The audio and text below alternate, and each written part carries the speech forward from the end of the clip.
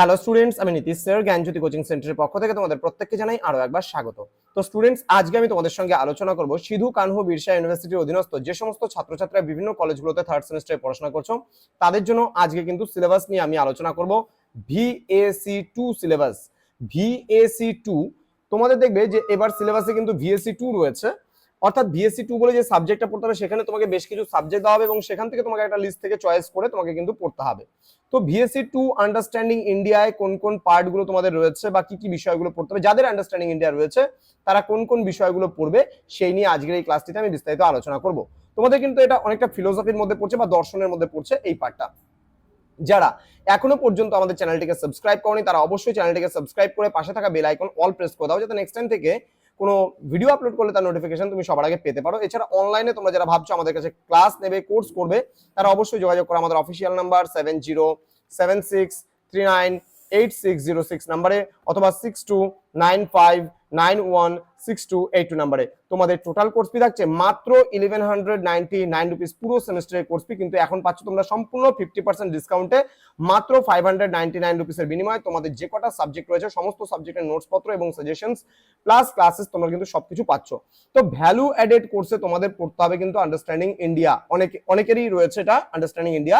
সেখানে তোমরা কোন কোন বিষয়গুলো পড়বে একটু বলে দিচ্ছি। মডিউল নাম্বার 1 রয়েছে বৈদিক উপনিষদিক ইনফ্লুয়েন্স অফ ইন্ডিয়ান এথিক্স, মানে ভারতীয় নীতিবিদ্যা। এখানে রয়েছে ঋতো, ঋণ, বিধি এবং নিষাধ। এখানে দ্য কনসেপ্ট অফ স্থিত প্রজান অ্যান্ড হচ্ছে ইন দ্য ভাগবত গীতা, ঠিক আছে। মডিউল নাম্বার 2 তে রয়েছে MK গান্ধীর সত্যাগ্রহ এবং প্যাসিভ রেসিস্টেন্স, তোমার হচ্ছে কার্ডিনাল ভার্চুস। দেন রয়েছে মডিউল নাম্বার 3 তে রয়েছে রবীন্দ্রনাথ ট্যাগোর সম্পর্কে আমাদের পড়তে হবে, the religion of man. Next পড়তে হবে আমাদের মডিউল নাম্বার 4। মডিউল নাম্বার 4 এ আমরা পড়বো the idea of secularism and the importance of national integration. তো এই কয়েকটা বিষয় পড়তে হবে।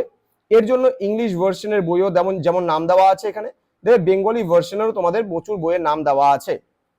তো তোমাদের কোশ্চেন প্যাটার্ন অনুযায়ী কোন কোন প্রশ্নগুলো পড়া উচিত, কোন কোন প্রশ্নগুলো পড়া উচিত নয়, কোন কোন ইউনিট থেকে কোন কোন মডিউল থেকে কোন কোন প্রশ্নগুলো পড়বে, এই নিয়ে আমি পরবর্তীতে বিস্তারিত আলোচনা করব।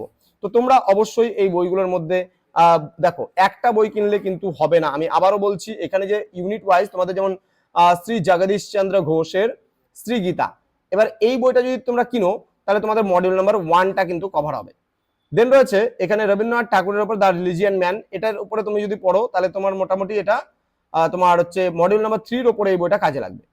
তবে দীপক কুমার বাগচির ভারতীয় নীতিবিদ্যা, অর্থাৎ এর মধ্যে বেসিক কিছু পার্টগুলো কাজে লাগবে। দেন রয়েছে নীতিবিদ্যা দীক্ষিত গুপ্তার এবং সমাজ দর্শন বলে একটা বই আছে তোমার প্রমোদ বন্ধু সেনগুপ্তার, সেই বইটাও তোমরা পড়তে পারো।